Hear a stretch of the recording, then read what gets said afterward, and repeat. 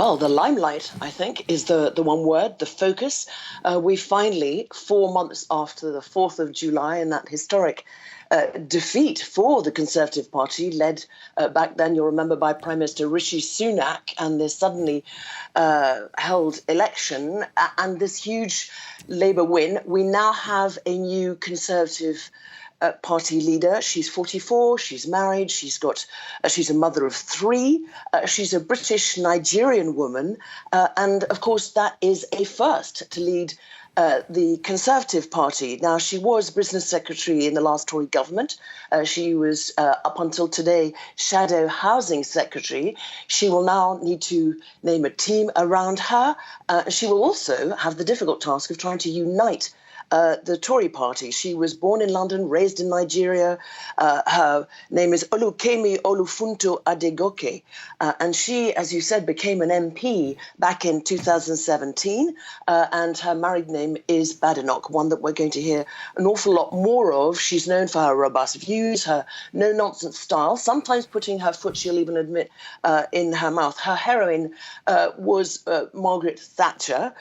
We'll see what political career Kemi goes on to do, but she is now, after this lengthy 4-month contest, 6 candidates down, whittled down to 2, now the crowned leader of the Tory party, and Rishi Sunak now steps down absolutely formally as leader of the opposition.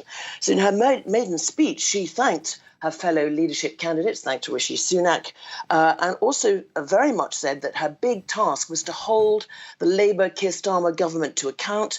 She said also that the second biggest task was to have a clear plan in time for the next general election. And she said that Prime Minister Keir Starmer was, quote, discovering all too late the perils of not having a plan.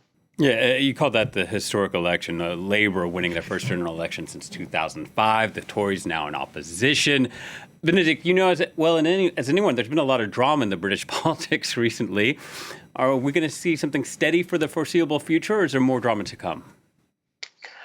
Well, I think we can expect more drama in the sense of more infighting, and that is where the task will be huge.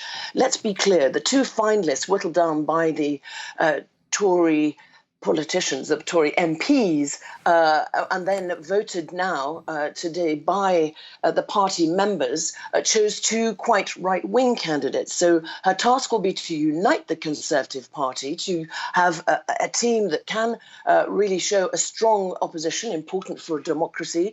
But let's be clear, that Labour Party won that historic vote back in July. They're in government for 5 years. And so it will be very interesting to see who she picks in her team, in her shadow team. We already know that some people have ruled themselves out. That is the case of the former Foreign Secretary, James Cleverly, who had at one point looked like he might become the next Tory leader. He is not. He has said that he will not be in this new team.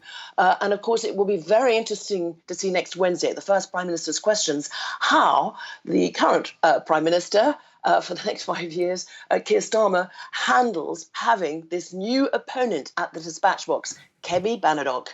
So much more to see about her and what her main policies will be in the months to come.